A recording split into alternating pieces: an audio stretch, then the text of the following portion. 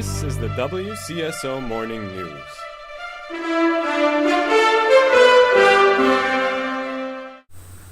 Welcome to this special Labor Day weekend edition of the WCSO News. I'm Eric Wielander, and this is your news for September 4th, 2010.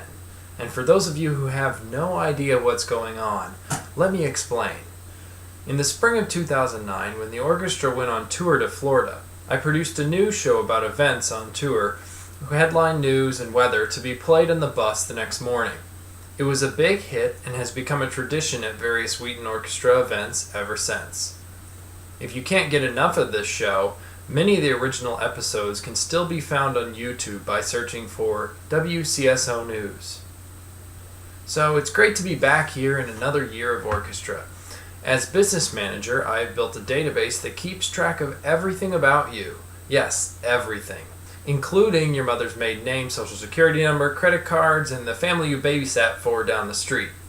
Well, maybe not all that, but let's take a look at some stats of trends in our group.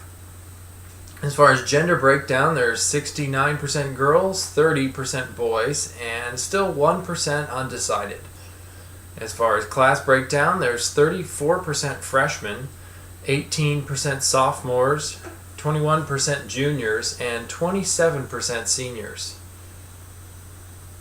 As far as state breakdowns of common states where people are from, there are 18 people from Illinois, 7 from Pennsylvania, and 6 from Minnesota. That's probably where the 1% undecided comes from. Did you know also that we have more Canadians in the orchestra than people from Connecticut? It's kind of sad. Laura Lane seems to be recovering smoothly, although at the time of this taping we have no new information beyond Dr. Somerville's announcement yesterday in rehearsal. The Chicago Symphony Orchestra is playing in Edmund Chapel on Wednesday, September 15th.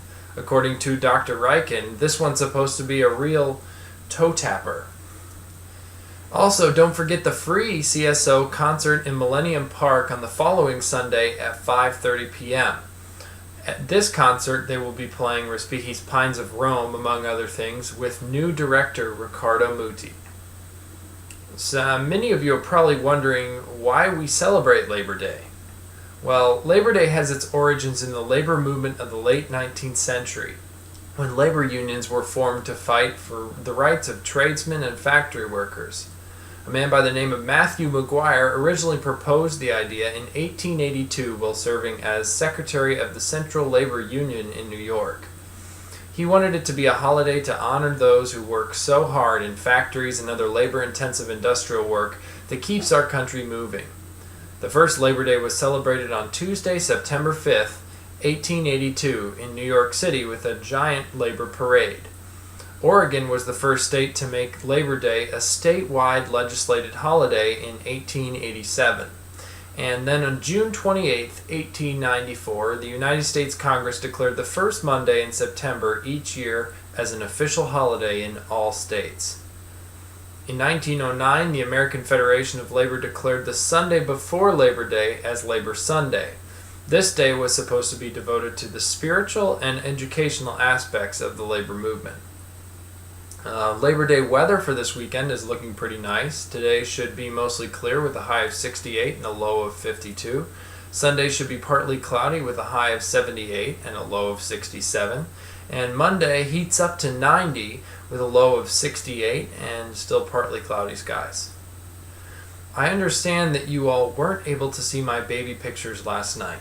This is horrible, and I thought I would give you a little something extra in return.